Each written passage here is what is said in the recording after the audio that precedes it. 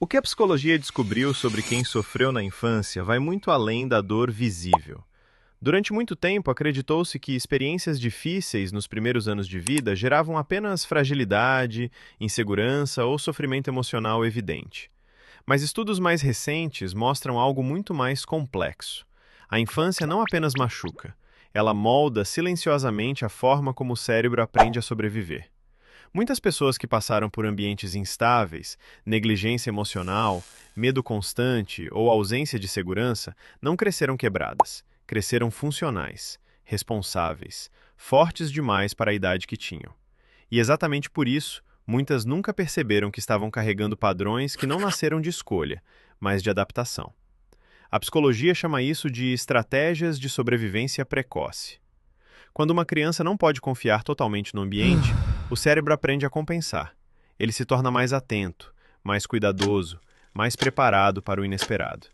O problema é que essas adaptações não desaparecem automaticamente com o tempo. Elas continuam operando na vida adulta, mesmo quando o perigo já não existe. Um dos primeiros padrões observados é a hipersensibilidade emocional ao ambiente. Pessoas que sofreram na infância costumam perceber mudanças sutis no clima emocional com extrema rapidez. Um tom de voz diferente, um silêncio prolongado, um olhar fora do lugar. Isso não é intuição especial, nem ansiedade sem motivo. É o resultado de um cérebro que aprendeu cedo que antecipar emoções alheias podia evitar dor. Esse estado constante de leitura emocional cria adultos extremamente atentos, mas também mentalmente cansados.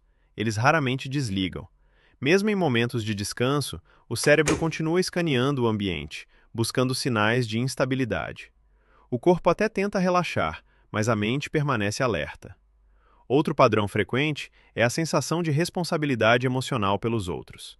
Muitas dessas pessoas cresceram aprendendo, mesmo sem palavras, que manter alguém calmo, satisfeito ou emocionalmente estável era uma forma de se proteger. Como adultos, isso se transforma em uma necessidade silenciosa de agradar, cuidar e evitar conflitos a qualquer custo. Quando alguém ao redor está mal, surge uma culpa automática, mesmo sem razão lógica. A psicologia explica isso como uma inversão emocional precoce. A criança assume funções emocionais que não deveriam ser dela, e o adulto carrega essa programação como se fosse parte da própria personalidade, quando na verdade é apenas um reflexo do passado. Existe também uma dificuldade profunda em relaxar completamente. Para quem cresceu em ambientes caóticos, a tranquilidade pode parecer estranha. O silêncio incomoda. A estabilidade parece frágil. A sensação de paz vem acompanhada de um medo inconsciente de que algo ruim esteja prestes a acontecer. Por isso, muitas pessoas se mantêm ocupadas o tempo todo. Não porque gostam de estresse, mas porque o sistema nervoso aprendeu que ficar alerta era mais seguro. Outro traço comum é a independência extrema. Quando o apoio não foi confiável na infância, o cérebro aprende uma regra simples: depender é perigoso. Isso cria adultos altamente autossuficientes, capazes de resolver tudo sozinhos, mas profundamente desconfortáveis em pedir ajuda.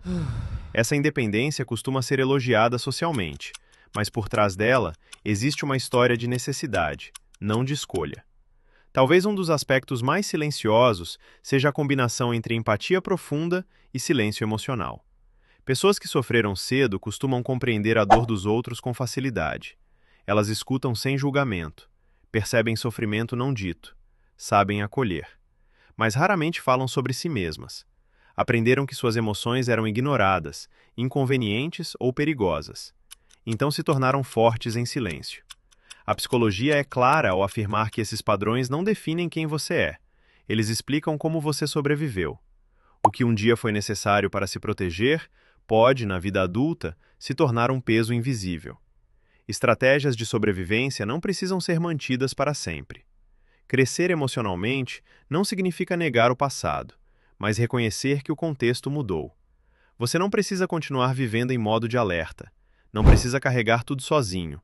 Não precisa provar força o tempo todo. A infância não determina o seu destino, mas influencia o seu sistema. E sistemas podem ser ajustados, curados, redesenhados. Talvez o que você sempre chamou de personalidade seja apenas sobrevivência que ainda não teve permissão para descansar. Esse é o código humano.